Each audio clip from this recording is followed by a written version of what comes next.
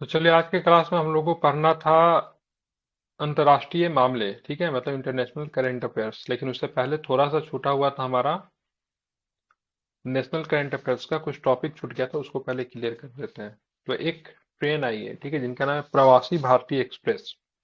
क्या नाम है ट्रेन का? ट्रेन का नाम क्या है? प्रवासी भारतीय एक्सप्रेस। प्लेस प्रवासी भारतीय एक्सप्रेस। लगने लगा प्रवासी नींद आने भारतीय लगा क्या? एक्सप्रेस। प्रवासी भारतीय एक्सप्रेस, ठीक है, ध्यान में रखना। प्रधानमंत्री नरेंद्र मोदी ने प्रवासी भारतीयों के लिए विशेष पर्यटक ट्रेन प्रवासी भारतीय एक्सप्रेस को हरी झंडी दिखाई। ठीक है, कहाँ से चली है ट्रेन? जब ट्रेन है तो कहीं ना कहीं से चली होगी।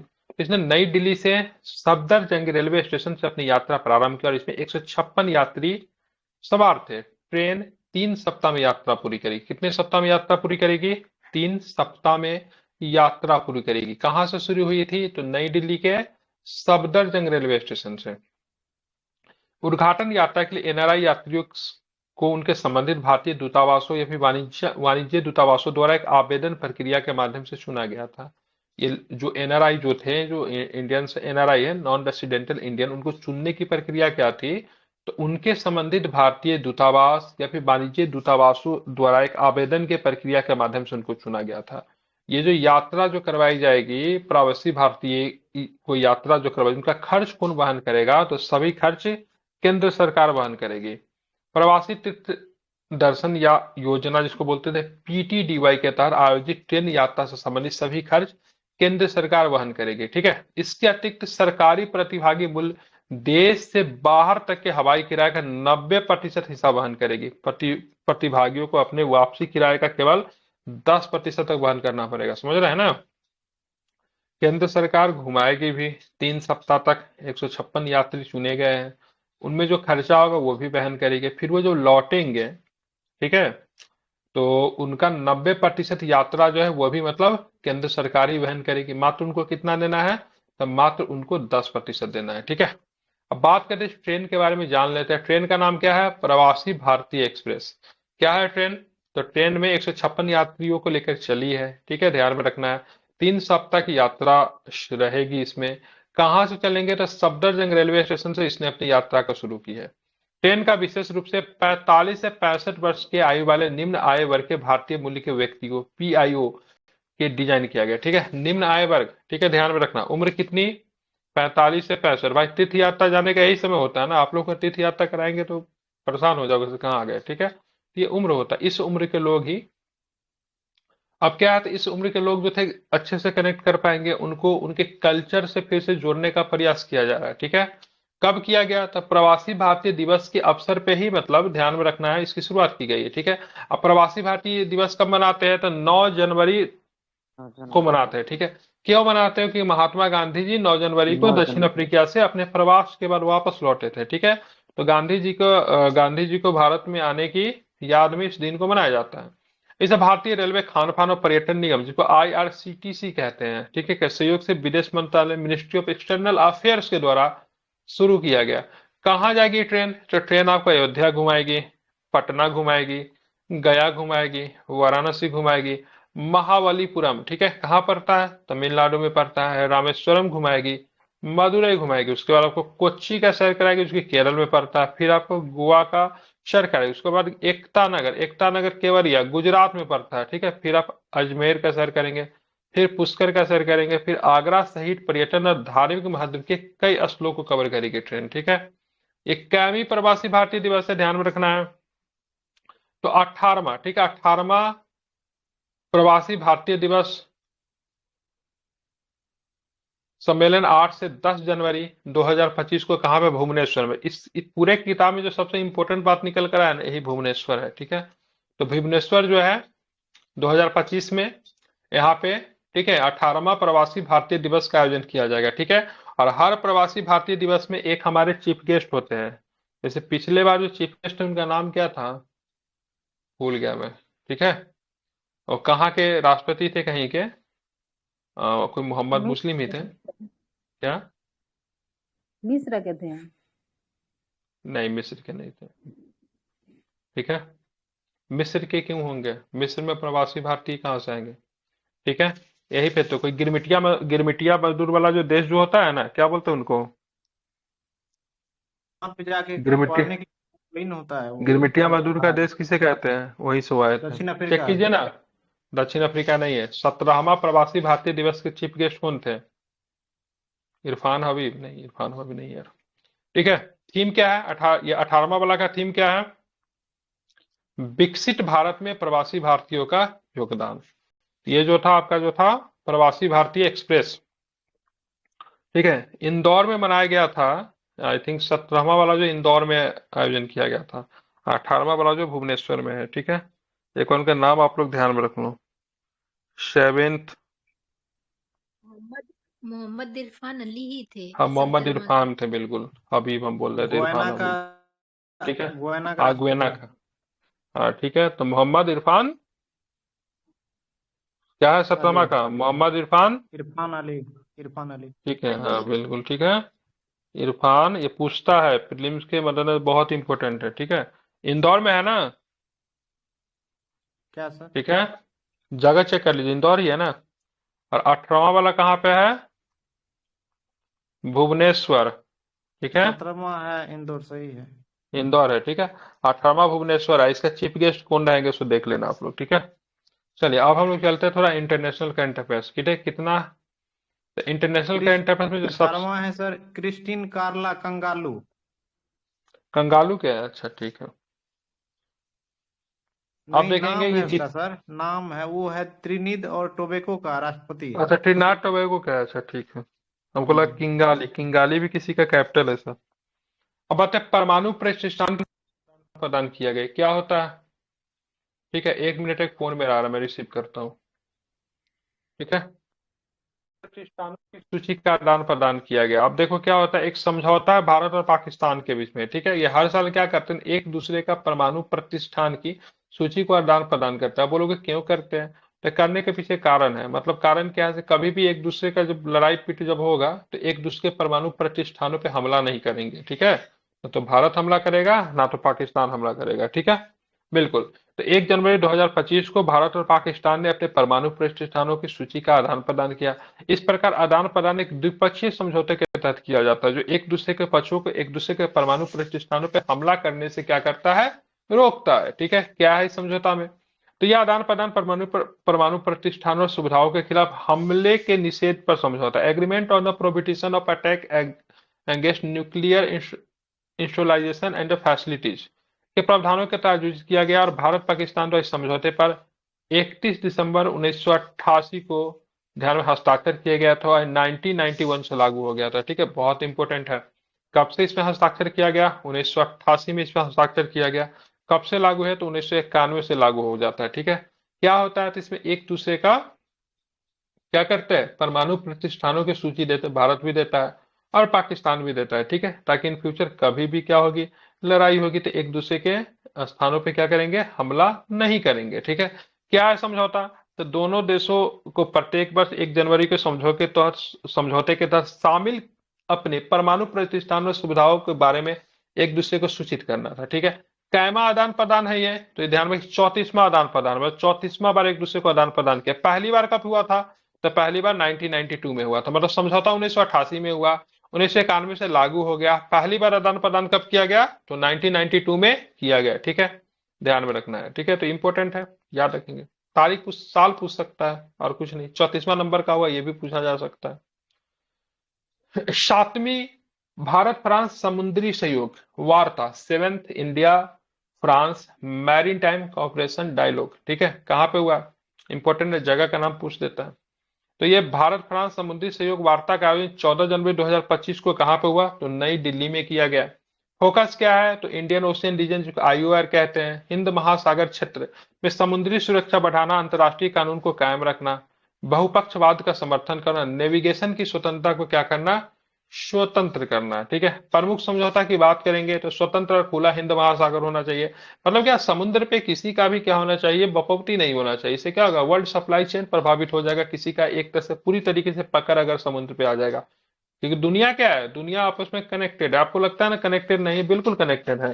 ठीक है, क्या करा, विश्व व्यापार होती है, किसके द्वारा विश्व व्यापार हो? समुद्र के द्वारा। तो समुद्र पे अगर किसी का अधिकार अगर हो जाता तो कहीं ना कहीं से पूरा विश्व क्या होगा, प्रभावित होगा। ठीक है, अभी हाल फिलहाल में जो हूती का जो आक्रमण जो हो रहा था उसकी वजह से देख रहे समुद्र मतलब जहाजों को 11,000 12,000 किलोमीटर घूम के जाना पड़ रहा था। इससे क्या होगा, सामान की कीमत बढ़ जाएगी। ठीक है, वर्ल्ड सप्लाई चेन जो है वो क्या होगा, काफी अधिक प्रभावित हो जाएगा। ठीक है, तो इसमें पहला विचार जो यही रखा गया भाई, स्वतंत्र और खुला हिंद महासागर होना चाहिए। खतरे का आकलन किया गया। खतरे का आने सबसे पहले पायराइट्स होते हैं, जिसको क्या बोलते हैं, समुद्री डकैती, समुद्री आतंकवाद, प्रतिबंधित तस्करी, अवैध मछली पकड़ने और साइबर सुरक्षा खतरों जैसे खतरों का संयुक्त मूल्यांकन। अवैध मछली पकड़ने का सबसे बड़ा काम क्या करता है, चीन करता है। चीन क्या किया, अपने क्षेत्र का सारा मछली को पकड़ लिया, उसके घुस जाता है किसी दूसरे के क्षेत्र में, वहां पे मछली पकड़ना शुरू कर देता है। साथ में क्या, सूचना का साझाकरण करेंगे। ठीक है, सूचना संलयन केंद्र हिंद महासागर क्षेत्र जो कि गुरुग्राम में है और सेशल्स और मेडागास्कर जैसे क्षेत्रीय केंद्रों के माध्यम से निगरानी को मजबूत करेगा। ठीक है, सेशल और मेडागास्कर की बात की, छोटे छोटे द्वीप हैं। ठीक है, कहाँ पर है ये, तो हिंद महासागर में ही है। ठीक है, जैसे बात मॉरिशस का एक छोटा सा द्वीप है वो भी हिंद महासागर में है। मालदीव की बात की, वो भी छोटा सा द्वीप है, वो भी हिंद महासागर में है। ठीक है, जैसे इंपोर्टेंट देश है ये। ठीक है, बहुत छोटा छोटा इतनी इतनी भर का है। ठीक है, लेकिन ये सब क्या है, काफी इंपॉर्टेंट है ये। समुद्री संरक्षण की बात करेंगे, संयुक्त राष्ट्र महासागर सम्मेलन के माध्यम से ब्लू इकोनॉमी। ठीक है, ब्लू इकोनॉमी की बात करेंगे, पूछता ब्लू इकोनॉमी क्या है, तो समुद्री उत्पाद से जुड़े हुए चीज को ब्लू इकोनॉमी कहते हैं। जैसे मान लीजिए कोई सी फूड की बात करेंगे, काफी डिमांड है ना वर्ल्ड में सी फूड, फिश का डिमांड हो गया, तो इसमें क्या, ये सब this is the part of blue economy. ठीक है, मतलब समुद्र से जो संसाधन जो उत्पन्न होता है, उनसे जो आय जो आता है, वो ब्लू इकोनॉमी का पार्ट है। ठीक है, ध्यान रखना है। तो ब्लू इकोनॉमी और महासागर शासन पर ध्यान केंद्रित करते हुए जैव विविधता के संरक्षण एवं समुद्री संसाधनों की रक्षा करने की प्रतिबद्धता है। बात करेंगे, भारत 2025 में 2 वर्षों के लिए हिंद महासागर रीम एसोसिएशन की अध्यक्षता भी करेगा, जिसको IORA भी कहते हैं। तो ये भी ध्यान रखें, 2025 से भारत जो है इंडियन ओशियन रीम एसोसिएशन, ठीक है, इसकी क्या करेगा, अध्यक्षता भी भारत क्या है, करने जा रहा है। ये भी आपको ध्यान में रखना चाहिए। ठीक है, अच्छी किताब है। अभी तक मुझे कहीं भी इसमें न तो भाषा में त्रुटि लगी है, न तो गलती मिला। बस इसको नजर न लगे, हर महीने मिलते रहे और सही से मिलते रहे। ठीक है, अभी परफेक्शन अगर पढ़ा रहते तो 75 जगह पे मुझे गलती दिख गया रहता, लेकिन अभी तो इसमें कहीं पे भी कोई दिक्कत नहीं मिली है। एक जगह कल फोटो का हेर फेर था नहीं। जी। अब देखेंगे, बिग डेटा और डेटा साइंस पे संयुक्त राष्ट्र विशेषज्ञों की एक समिति बनी है। ठीक है, UN committee of expert on big data and data science. Bharat आधिकारिक संख्यांकी के लिए बिग डेटा और डेटा साइंस पर संयुक्त राष्ट्र के विशेषज्ञों की समिति शामिल हो गया। समिति के हिस्से के रूप में भारत आधिकारिक संख्यांकी उद्देश्यों के लिए बिग डेटा और डेटा साइंस के उपयोग के वैश्विक मानकों पर प्रथाओं को आकार देने में योगदान देगा। विशेषज्ञ समिति में भारत सक्रिय भागीदारी, डेटा इनोवेशन लैब की स्थापना, वैकल्पिक डेटा स्रोतों की खोज सहित इसकी अग्रणी पहलों को भी उजागर करेगा। ठीक है, तो ध्यान में रखना, बिग डेटा और डेटा साइंस पर संयुक्त राष्ट्र विशेषज्ञों की समिति में भारत भी शामिल हो गया। ठीक है, सोमालिया की बात करेंगे, बहुत खतरनाक देश है। यहाँ से बस समुद्री डकैत निकलते हैं, जिनको पायरेट्स बोलते हैं, जिनका एक ही काम होता है क्या, तो जहाज को लूट लेना। ठीक है, तो सोमालिया में अफ्रीकी संघ समर्थन और स्थिरीकरण मिशन, ठीक है, इसको आपको ध्यान में रखना चाहिए। ठीक है, देखेंगे यहाँ पे, तो संयुक्त राष्ट्र सुरक्षा परिषद ने सोमालिया में एक नई अफ्रीकी संघ सेना को मंजूरी दी है। ठीक है, तो अफ्रीकी संघ की भाई अपनी सेना है, वहां पे सोमालिया में भेजी गई है। ठीक है, अफ्रीकी संघ में अफ्रीकन यूनियन जिसको कहते हैं, वहां पे देश की संख्या कितनी है, बताएगा कितने देश है अफ्रीकन संघ में, अफ्रीकन यूनियन में, how many countries in African union, कितने। ठीक है, 75 78 बहुत बच्चे। ठीक है, 55 देश है, कितने हैं, 55 देश है। ठीक है, अफ्रीकन संघ में। ठीक है, क्या इनका उद्देश्य, तो वहां पे सोमालिया में अफ्रीकी संघ की सेना को मंजूरी दी गई है। उद्देश्य क्या है इसका, उद्देश्य जनवरी 2025 में सैनिकों के तैनाती के साथ इस्लामी सशस्त्र समूह, ठीक है, अल शबाब से मुकाबला करना। अल शबाब की बात करें, वहां पे टेररिस्ट ग्रुप है। ठीक है, उनसे क्या करना, मुकाबला करना है। सोमालिया दुनिया के सबसे गरीब देशों में से है, जिसने दशकों तक गृह युद्ध, अलकायदा से जुड़े अल शबाब से खूनी विद्रोह, लगातार जलवायु आपदाओं का सामना किया है। ठीक है, इस प्रस्ताव को परिषद ने 15 सदस्य देशों में से 14 द्वारा अपनाया गया है। ठीक है, ध्यान में रखना। तो अफ्रीकी संघ की बात करें, समर्थन और स्थिरीकरण मिशन के 15 सदस्यों में से 14 के द्वारा अपनाया गया, जबकि संयुक्त अमेरिका ने फंडिंग के बारे में आपत्तियों के कारण इसमें भाग नहीं लिया। यह African union transition mission in Somalia, जिसका कार्यालय 31 दिसंबर जिनका कार्यकाल 31 दिसंबर 2024 को समाप्त हो गया के स्थान पर सोमालिया में अफ्रीकी संघ समर्थन और स्थिरीकरण मिशन की स्थापना की भी एक पहल है। ठीक है, ध्यान रखना, सोमालिया बहुत खतरनाक देश है।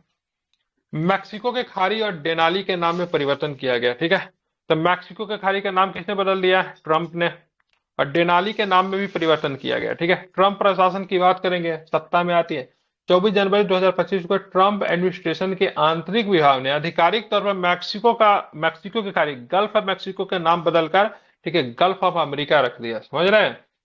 तो गल्फ ऑफ मैक्सिको का नाम बदल के क्या रख दिया गया? Gulf of America. ठीक है, और तथा पूर्व अमेरिकी राष्ट्रपति विलियम मैकनिल्ले को सम्मान करते हुए अलास्का की सबसे ऊंची चोटी, जिसका नाम क्या है? डेनाली। तो ये बहुत इंपॉर्टेंट है, हो सकता है प्रीलिम से हूबहू पूछ दे। ठीक है, तो डेनाली का नाम बदलकर पूर्व राष्ट्रपति के नाम पर रखा गया, माउंट मैकनिले। ठीक है, मैककिनले। और मैक्सिको की खाड़ी कहता हो वहां पे मतलब क्या, गल्फ ऑफ अमेरिका रख दिया, अमेरिकी की खाड़ी रख दिया, तो आसान है। तो मैक्सिको के खाड़ी का नाम बदल के क्या रखा गया? तो गल्फ ऑफ अमेरिका रख दिया गया।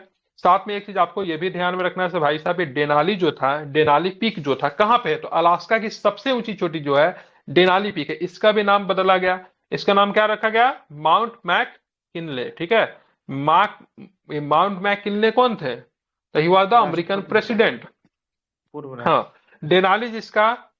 डेनाली जिसका कोई वन स्वदेशी भाषा में आता है लंबा, अलास्का के अनुरोध पे वर्ष 1975 में इसका नाम बदल दिया गया था। ठीक है, तो ध्यान रखिएगा, डेनाली का नाम अब क्या पड़ गया? Mount McKinley. मैक्सिको का खाड़ी अब बन गया due to the Trump administration, क्या बन गया? तो क्या बताएंगे? Gulf of America. तो गल्फ ऑफ अमेरिका बन गया। ठीक है, एक क्वेश्चन और करेंगे। ठीक है, 2026 को भारत और स्पेन के बीच में दोहरे वर्ष, डुअल ईयर के रूप में चिन्हित किया जाएगा। तो 2026 को भारत और स्पेन के बीच में दोहरे वर्ष के रूप में चिन्हित किया जाएगा। विदेश मंत्री एस जयशंकर ने स्पेन की अपनी आधिकारिक यात्रा के दौरान घोषणा की कि संस्कृति, पर्यटन और कृत्रिम बुद्धिमत्ता में प्रगति का जश्न मनाने के लिए 2026 को भारत और स्पेन के बीच दोहरे वर्ष के रूप में चिन्हित किया जाएगा। ठीक है, भारतीय प्रवासी और द्विपक्षीय संबंध हमारा क्या है स्पेन के साथ, समझते हैं जरा।